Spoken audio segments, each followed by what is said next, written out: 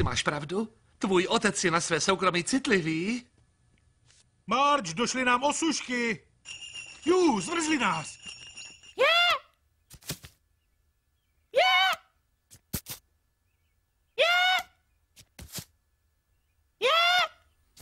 Ta bláznivá ženská se nám snažila vnutit kryty na zásuvky. Já na ně prostě nakreslím králíčky a to Maggie ostraší.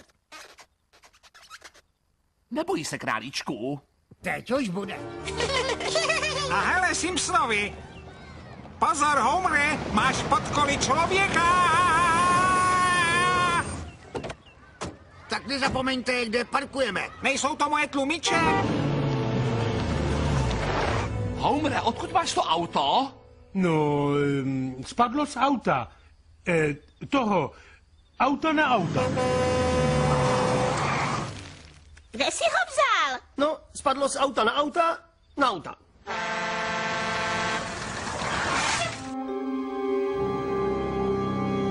Lízo, dej to sem!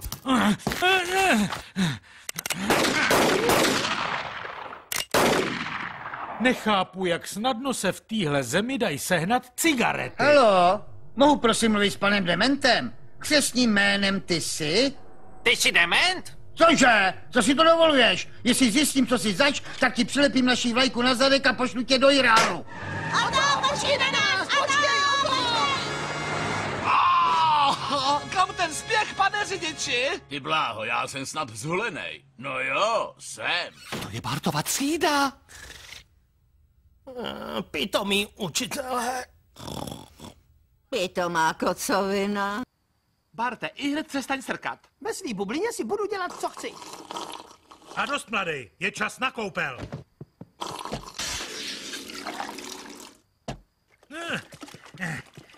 A teď šup do postele.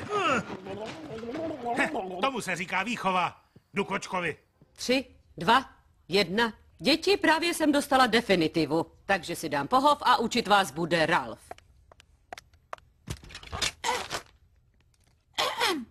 Žáci, v kterém roce bylo 1+1? Odpověď je úžasný Ralf.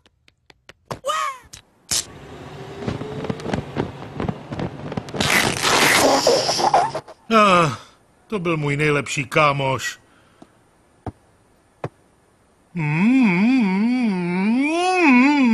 Slájem, Lízo, budeš nám chybět.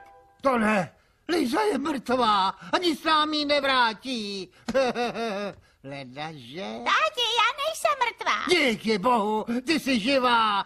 Ledaže? Fajn, mám za chvíli úžasný rande. No tak zkusku. Večeři s kamarádem. Večeřím sám. Budu se dívat na televizi.